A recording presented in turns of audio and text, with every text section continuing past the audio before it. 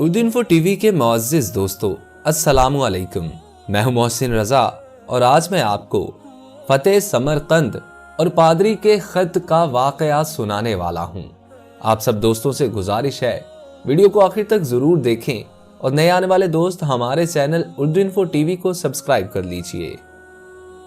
समरकंद से तवील सफ़र तय करके आने वाला कासिद सल्तनत इस्लामिया के हुक्मरान से मिलना चाहता था।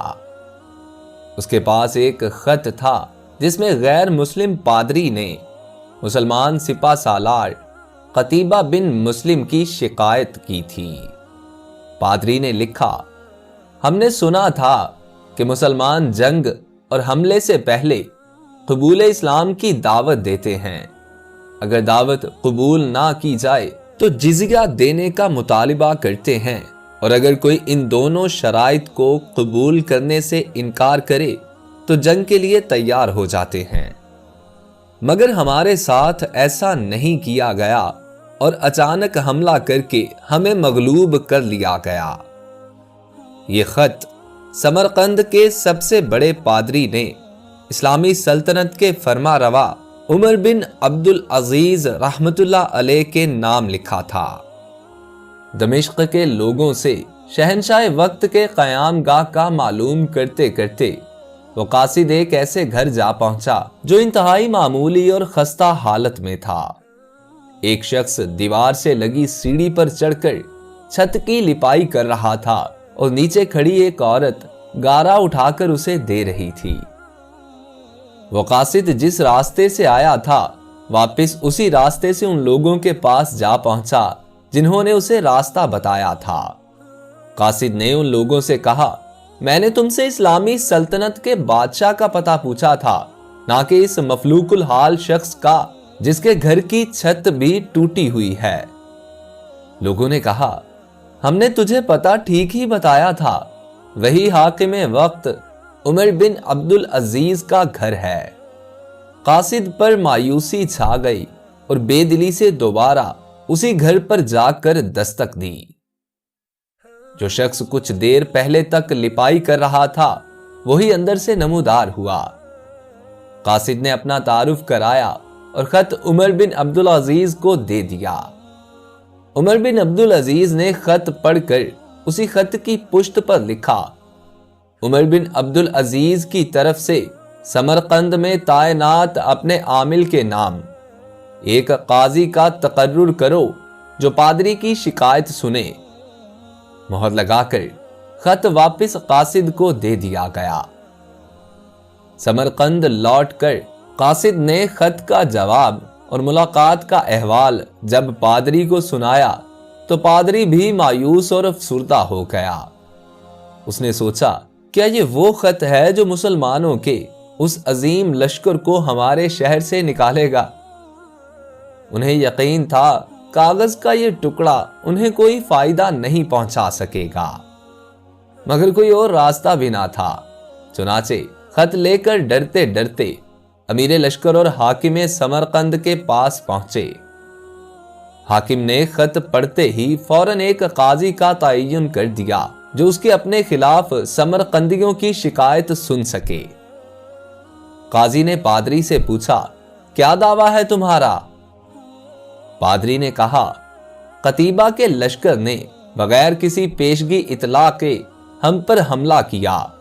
ना तो इसने हमें इस्लाम कबूल करने की दावत दी थी और ना ही हमें किसी सोचो विचार का मौका दिया था। काजी ने हाकिम को देखकर पूछा, क्या कहते हो तुम इस दावा के जवाब में? हाकिम ने कहा, काजी साहब, जंग तो होती ही फरेब और धोखा है। समरकंद एक अजीम मुल्क था। इसके करीबो जवार के कमतर मुल्कों ने ना तो हमारी किसी दावत को मानकर इस्लाम कबूल किया था और ना ही जिजिया देने पर तैयार हुए थे, बल्कि हमारे मुकाबले में जंग को तरजीह दी थी। समरकंद की जमीनें तो और भी सरसब्जो शादाब और जोरावर थीं। हमें पूरा यकीन था कि ये लोग भी लड़ने को ही तरजीह देंगे। हमने मौका से फायदा उठाया और समरकंद पर कब्जा कर लिया।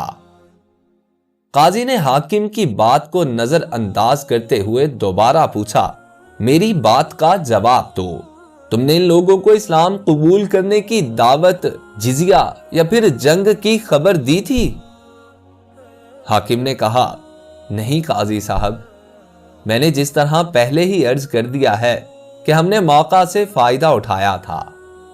قاضی نے کہا، میں دیکھ رہا ہوں کہ تم اپنی غلطی کا اقرار کر رہے ہو، اس کے بعد تو عدالت کا کوئی اور کام ہی نہیں رہ جاتا۔ اللہ نے اس دین کو فتح اور عظمت تو عدل و انصاف کی وجہ سے ہی بخشی ہے، نہ کہ دھوکہ دہی اور موقع پرستی سے۔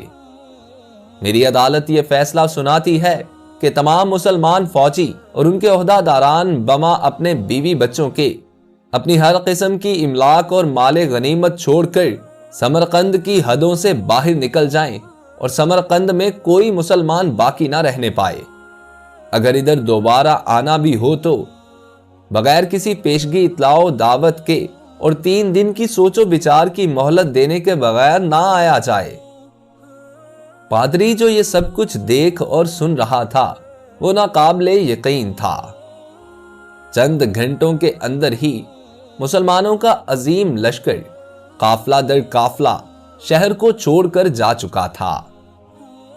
سمرقندیوں نے اپنی تاریخ میں ایسا کبھی نہیں دیکھا تھا کہ جب طاقتور فاتح قوم کمزور اور مغلوب قوم کو یوں دوبارہ آزادی بخش دے۔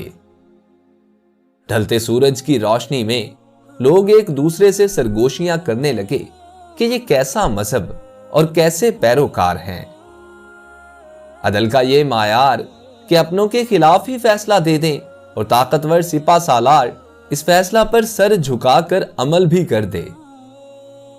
تاریخ گواہ ہے کہ تھوڑی ہی دیر میں پادری کی قیادت میں تمام شہر کے لوگ گھروں سے نکل کر لشکر کے پیچھے سرحدوں کی طرف دوڑے اور لا الہ الا اللہ محمد الرسول اللہ کا اقرار کرتے ہوئے ان کو واپس لے آئے کہ یہ آپ کی سلطنت ہے اور ہم آپ کی رعایا بن کر رہنا اپنے لیے فخر سمجھیں گے۔